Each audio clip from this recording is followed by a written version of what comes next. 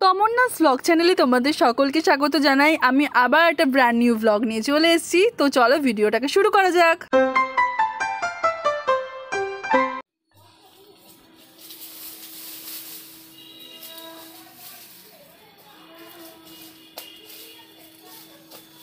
তো দেখতেই পাচ্ছ বাড়ির পেছনের বাগানে চলে গেছি, আর এখানে বাবা আর আমি মিলে পেছনের বাগানটা পরিষ্কার করছিলাম।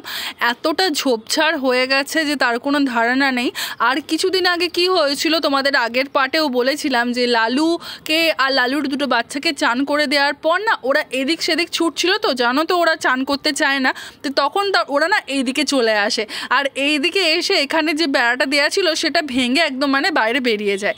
এরপর বেড়াটা তো দেওয়া ছিল না, এই জন্য বাবা বললো তো চল তুইও ফ্রি আছিস, আমাকে একটু হেল্প করে দিবি। তো আমি গেছিলাম বাবার সাথে সাথে বাবাকে একটু হেল্প করতে। এখানে এই যে বাঁশগুলো আছে এগুলো এখানে সেট করে যে একটা বেড়ার মতো বানিয়েছে সেটা আগের পার্টে দেখিয়েছিলাম, তো সেটাই এখানে লাগাবো। তো চলো ভিডিওটা দেখতে থাকো।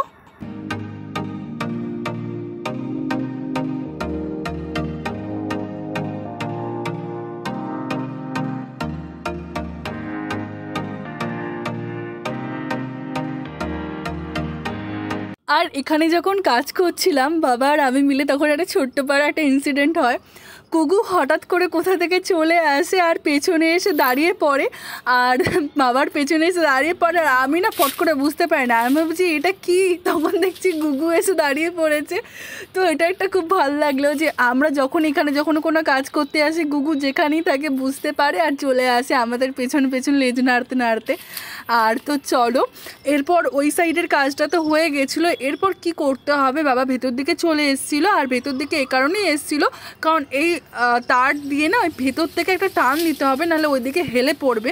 তো চলো দেখতে থাকো। আর ভিডিওটিতে যদি ভালো লেগে থাকে অবশ্যই বলছি লাইক করো, কমেন্ট করো, শেয়ার করো, সাবস্ক্রাইব করো। তো চলো দেখতে থাকো। ভেসি ঝোপের ভেতর ঢুকো না গো,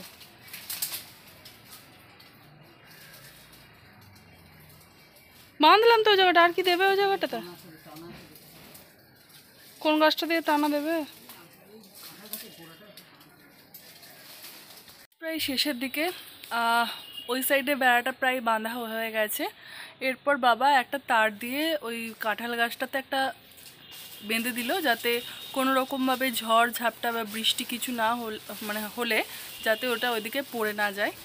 আর এখানটা করে বসেই আছি, আর ভালো হাওয়া দিচ্ছে। আর এরপর যে চান টান করবো, এখনও স্নান করা হয়নি, এরপর যে চান টান করবো। তো চলো ভিডিওটা দেখতে থাকো। আর ভিডিওটি ভালো লেগে থাকলে অবশ্যই লাইক করো, কমেন্ট করো, শেয়ার করো, আর সাবস্ক্রাইব করো। তো চলো দেখতে থাকো। আমি যখন বসেছিলাম হঠাৎ করে দেখছি একটা প্রজাপতি এসছে। তো আমি ভাবলাম যে ওকে একটু রেকর্ড করা যাক, কারণ আমি দেখবো তোমরা দেখবে না, এটা কি হতে পারে। তার জন্য আমি রেকর্ডিং স্টার্ট করলাম। আর আমি যখন সামনে থেকে ওকে জুম করে রেকর্ড করতে চাইছি তখনও সামনে ধরা দিচ্ছে না, যখন দূরে চলে যাচ্ছে তখনই ও আসছে। কি বলবো বলো তো, এরকমভাবে আমি কিছুক্ষণ ধরে চেষ্টা করে গেলাম ওকে রেকর্ড করার। আর এত সুন্দর দেখতে না প্রজাপতিটা, খুব ভালো লাগছিল। আর এখানে একটা সাদা রঙের প্রজাপতিও আছে, তো আজকে ওকে দেখতে পাচ্ছি না, কিন্তু একে তো প্রায় সময়ই দেখতে পাই। তো চলো ভিডিওটা দেখতে থাকো। 2000 years later. এখন বিকেলবেলা হয়ে গেছে আর আমি ছাদে এসে বসে আছি। প্রত্যেকটা গাছ এত তাপপ্রবাহ যাচ্ছে না, 40 ডিগ্রি 42 ডিগ্রি তাপপ্রবাহ যাচ্ছে। তো এই এত উষ্ণতায় আমি যেরকম ঝিমিয়ে পড়েছি সেরকম আমার গাছপালাগুলোও প্রত্যেক কটা ঝিমিয়ে পড়েছে। তো আমি তাই কি করলাম যে আমার কাছে একটা পুরনো বোতল ছিল, এটা সেই পুরনো বোতলটা, মা এটা ফেলে দিতে যাচ্ছিলো। তো আমি মাকে বললাম মা ফেলো না, এই বোতলটা একটু কাজে লাগিয়ে দেবো। তো আমি কি করলাম, বোতলের মুখের এই যে ঢাকনাটা দেখতে পাচ্ছ, এই ঢাকনাতে কতগুলো ফুটো করে দিয়েছি। ঠিক আছে, তোমরা কাঁটা কম্পাস দিয়েও ফুটো করতে পারো, সেফটি পিন দিয়েও ফুটো করতে পারো। তো আমি সেফটি পিন দিয়ে ফুটো করেছি।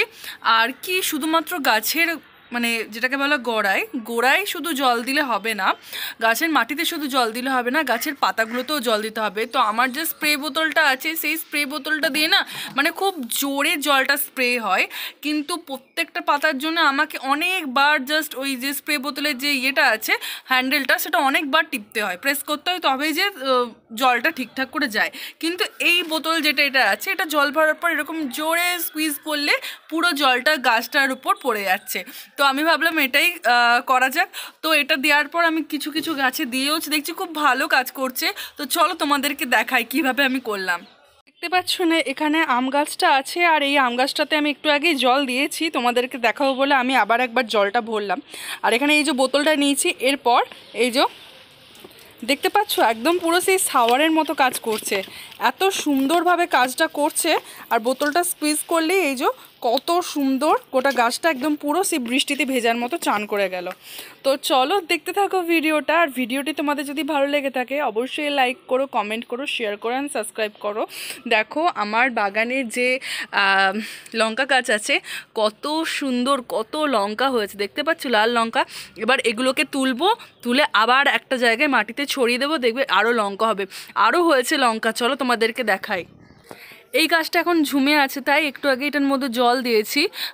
এখানেও দেখো কিছু কিছু পরিমাণে লঙ্কা আছে, আর এই গাছটাতেও লঙ্কা আছে, দেখতে পাচ্ছ যতগুলো পাতা ততগুলো লঙ্কা, এত লঙ্কা হয়েছে। এবারে লঙ্কার ফলনটা না খুব ভালো হয়েছে, বাইরে থেকে কোনো লঙ্কা কিনতে হবে না, ঘরেই এত লঙ্কা হয়ে গেছে। আর এরকম না কোনো গাছ যদি তোমার মানে ফসলে ভরে থাকে তখন সেটাও দেখতে কত সুন্দর লাগে। ভেবেছি এবার মাকে একবার বলবো যে একটা ক্যাপসিকামের চারা গাছ কেন, ক্যাপসিকাম লাগিয়ে দেখবো কীরকমভাবে হয় বা আদেও হচ্ছে কি না। তো চলো দেখতে থাকো।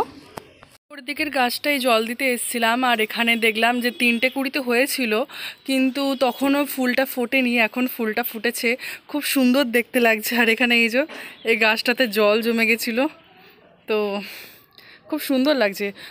3টে না 4টে হয়েছে, ওই যে ওখানেও একটা নিচের দিকে একটা আছে। আর লালটার কুড়ি না এসছে, এই যে লালটার কুড়ি এসছে, গোলাপিটার একটা এসছিলো শেষ হয়ে গেল, আবার এখানে একটা পুচকে পাড়া একটা এসছে, আর হলুদগুলোতেই ফুটতে শুরু করেছে, খুব সুন্দর লাগছে। কিন্তু আমাদের এখানে বাঁদরের যা উৎপাত না, দেখতেই পাচ্ছ তো, প্রত্যেক কটা পাতা না খেয়ে ফেলেছে বাঁদরে। এই যে তাহলে এখানে কত সুন্দর সুন্দর পাতাগুলো হয়েছিল, ফুলগুলো হলে আরও সুন্দর লাগতো, কিন্তু এই যে বাঁদরের উৎপাত, কিছু করার নেই। A few moments later. আর এরপর ভাইয়ের আমি মিলে খেয়েছিলাম এরকম লাল লাল তরমুজ, দেখতেই পাচ্ছ এত সুন্দর দেখতে হয়েছে না তরমুজগুলো, আর খেতেও প্রচণ্ড টেস্টি হয়েছে।